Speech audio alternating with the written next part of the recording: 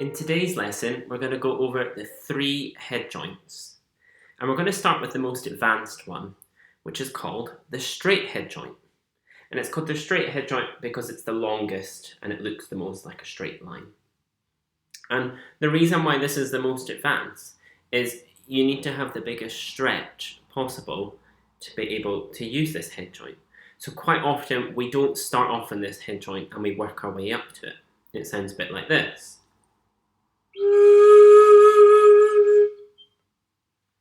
And then if I move on to what we call the curved head joint, you can see that this is a lot smaller.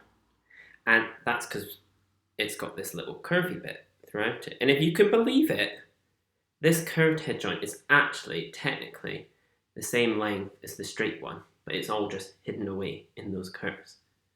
And it sounds a bit like this. The final head joint is the exact same as the curved one, except it's got a little recorder mouthpiece added on. And this is really helpful for in the beginning to help you move from recorder onto flute.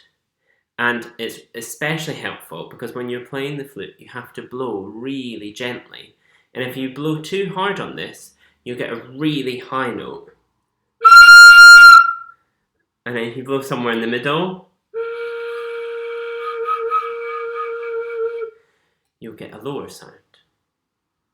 So, doesn't matter which one you start on, our aim is to end up on the straight head joint when you're ready. And if you're struggling to make a sound, or you've got questions about when you'll be ready to move to the next head joint, that's something to ask your teacher.